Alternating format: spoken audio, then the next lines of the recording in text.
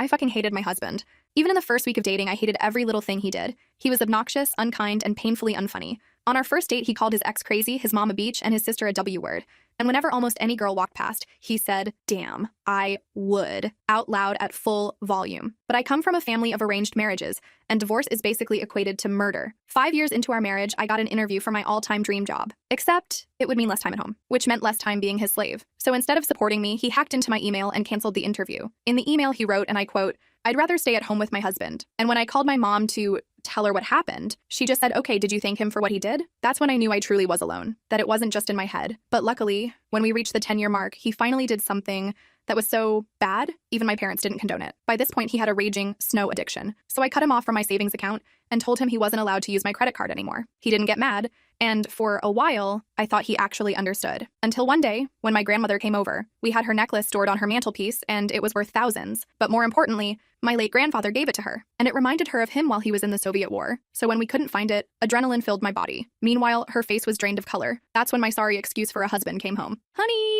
Honey, have you seen my grandmother's necklace?" I asked with urgency. He plastered a boyish half smile on his face. You could say that. That's when my grandmother ran down the stairs. She wasn't as patient as me. "You idiot. Where did you put my necklace?" His face went red like he had been caught. "I misplaced it." I immediately knew he had sold it for more blow. But I didn't want to worry my grandmother, so I went along with his lie. But before I could say anything, my grandmother slapped him. "My family put you with a beautiful wife house, and this is how you repay us. Get out of my effing face." He sheepishly walked out the door with his shoulders slightly slumped. And even though I felt bad for my grandmother, I couldn't help but smile, because I knew it was finally over. After 10 years, I could finally get my life back. The divorce process was long and hefty. He tried multiple times to win me back with cheap flowers and chocolate, despite me being lactose intolerant. Not to mention his parents and siblings constantly starting arguments with my parents about how this was all my fault for not being a better wife. But this time, for once, everyone was taking my side, and they ignored them. So I thought all was well, until one day, when I was changing into my pajamas, because in the corner of my eye, inside the digital alarm clock, I saw a little red light. Well, I had just seen a TikTok video about hidden cameras,